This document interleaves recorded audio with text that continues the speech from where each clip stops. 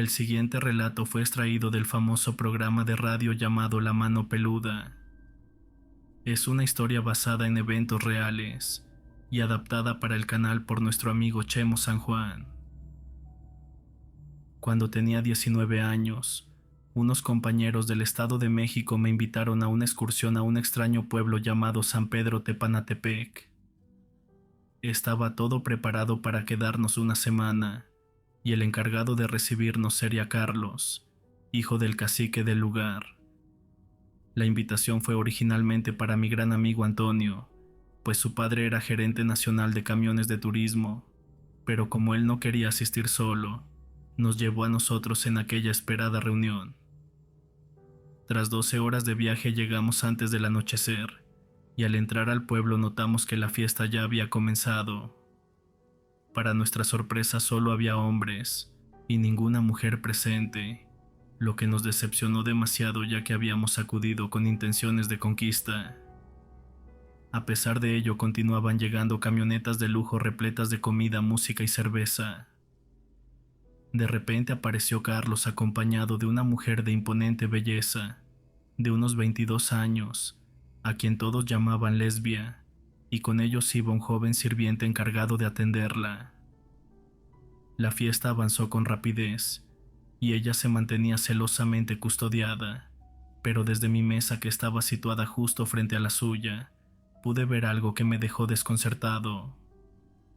Cuando la luna se ocultó, la mujer se transformó por un instante en una anciana bruja, para luego recuperar su hermosura en cuanto la luna volvió a brillar. Aunque aquello me pareció extraño, no le di mayor importancia, pues su imagen ya se había adueñado de mi mente, y sentía la necesidad de acercarme con ella. Más tarde, cuando Carlos estaba ebrio y apenas podía sostenerse en pie, Lesbia envió a su sirviente para pedirme que me reuniera con ella en secreto. Mis amigos me advirtieron que no debía aceptar, pues era la prometida de un hombre peligroso y corría el riesgo incluso de morir, pero en mi juventud ignoré sus consejos y acudí a su encuentro.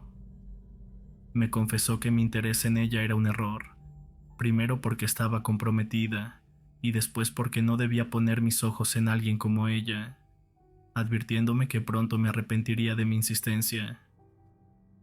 A pesar de todo, me declaró que era la temida bruja del pueblo y que si aceptaba seguir buscándola perdería más de lo que podría ganar. Aún así, yo estaba decidido a conocerla y no retrocedí, por lo que finalmente me advirtió que en poco tiempo perdería la razón y actuaría en contra de mi voluntad, y que después volvería conmigo para preguntarme nuevamente si aún deseaba estar a su lado.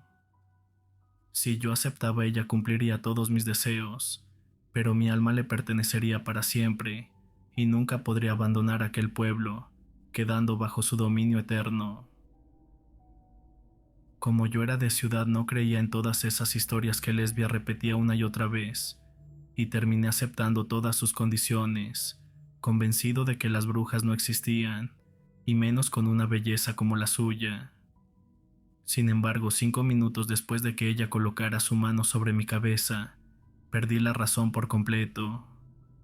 De repente me levanté de la silla y me abalancé contra el hijo del cacique con la intención de matarlo, y de no ser por mis amigos que intervinieron, aquel hombre habría muerto, pues lo dejé con varios huesos fracturados.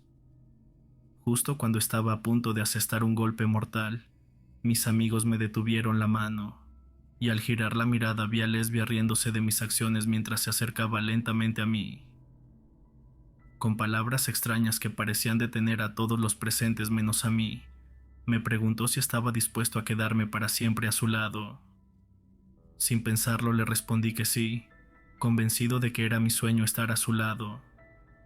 Ella aceptó y me citó para la noche siguiente, advirtiéndome que no debía fallarle. Le di mi palabra y regresé con mis amigos, que apenas podían sostenerse por lo borrachos que estaban. A la mañana siguiente desperté cerca de las 10 de la mañana, y mis compañeros, que estaban aterrados, me exigían escapar del pueblo, pues una multitud se preparaba para lincharnos por haber dejado gravemente herido al único hijo del cacique. Yo, sin embargo, me negaba por completo, y con firmeza les dije que me quedaría porque había dado mi palabra a Lesbia y no podía faltar a la cita. Mis amigos desesperados insistían en que era un necio, que aquella mujer nunca sería para mí y que si me quedaba terminaría condenado. Finalmente, tras varios minutos de discusión, escapamos de aquel lugar y alcanzamos el único autobús que salía hacia la Ciudad de México. Subí demasiado enfadado, pero para mi sorpresa, justo a los 500 metros de la salida del pueblo, el vehículo se descompuso y no pudo repararse. Lo empujamos cuesta abajo hasta detenerlo en un punto del camino, y mientras orinábamos en el monte descubrimos algo aterrador. Bajo nuestros pies yacía un esqueleto, y más abajo aparecieron otros, uno tras otro, como si aquellos restos pertenecieran a personas que nunca lograron escapar del pueblo. El miedo nos paralizó por completo, pues todo indicaba que podían haber corrido nuestra misma suerte. Decidimos regresar al hotel y esperar hasta el amanecer para tomar la siguiente corrida. Al día siguiente lo logramos, pero la desgracia se repitió de nuevo, pues increíblemente el nuevo autobús también se descompuso en el mismo lugar donde estaban aquellos huesos. Estábamos analizando la situación, cuando de repente apareció el sirviente de Lesbia y nos advirtió que sería inútil cualquier intento de escapar, porque si yo no me quedaba, los tres moriríamos antes de abandonar el pueblo. Nos reveló que yo había hecho un pacto con la hija de Satanás, y con ella no se jugaba. Aquel joven, que parecía noble a pesar de su destino, confesó parte de la verdad. Lesbia no era ninguna muchacha de 22 años, en realidad rondaba los 70, y era la mujer del propio cacique, quien agonizaba postrado en cama. Su apariencia juvenil era producto de la sangre que bebía de los hombres que caían en sus encantos, robándoles la cordura hasta dejarlos como cadáveres. Así había condenado al cacique, y ahora estaba por terminar con la vida de su hijo, arrojando después los esqueletos a la entrada del pueblo, como advertencia para todos aquellos ingenuos que como yo caían rendidos ante su embrujo.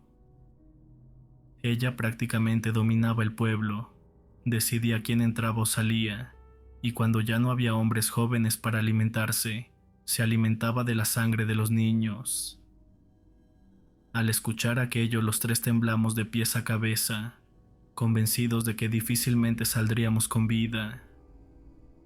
No esperamos al amanecer, y esa misma noche intentamos cualquier cosa para abandonar el lugar, pero nadie quería ayudarnos.